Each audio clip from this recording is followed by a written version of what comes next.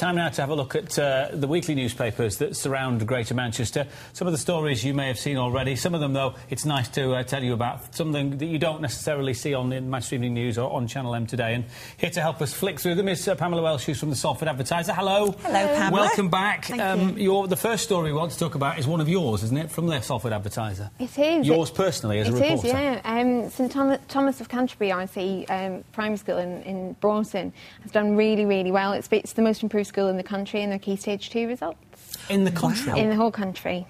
And there are two very proud pupils. Well, very well done to St Thomas of Canterbury RC. Explain what most improved means in terms of the criteria that apply. There are a number of criteria you can use to be most improved, but I think the most important one is the SATS results, Key Stage 2 results, that's what they're called.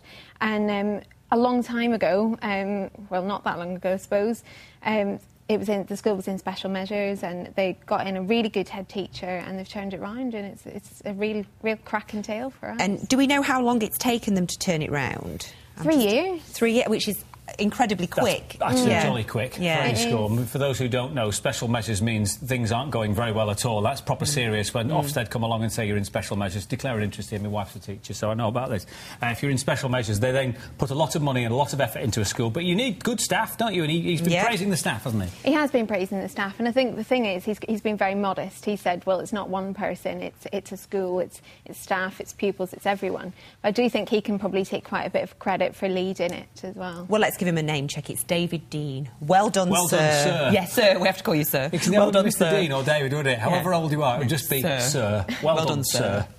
Let's move on to Macclesfield and a cat that's been missing for 18 months. Is that right? That's right. This is what we call in the trade a real Hey Martha of a story. It's one of those you call people over to have a look at because it's mad.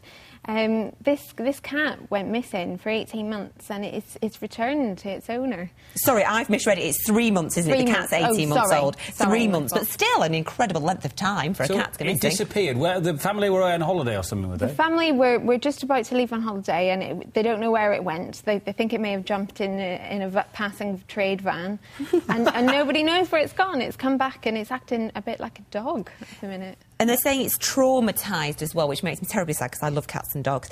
But they've no idea. There's no indication. Nobody's come forward and said, we've looked after your cat. Or nobody, no, not so far. I mean, they can tell a few things about it. They know that it seems to be out in the wild because it had some ticks and some various things.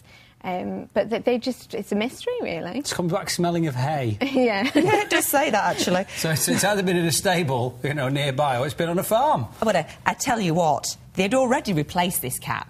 Oh, that's a bit harsh, isn't it? I know, isn't that harsh? 3 months, it's a cat, 3 months, Oh, Andy Crane. But they'd replace it with 2 kittens, so they're going to have a house full this Christmas, aren't they? New cat, slightly cantankerous, and 2 kittens. Because cats just love other cats coming into the environment, Absolutely. Don't they? Not. Yeah. Finally, still in Macclesfield, they have a very old criminal, apparently. Yeah, this gentleman, the Macclesfield Express staff have done a Freedom of Information request to find out how many older criminals there are in Macclesfield and Wilmslow. And they've come up with a 90-year-old who's been in the courts and we don't really know why.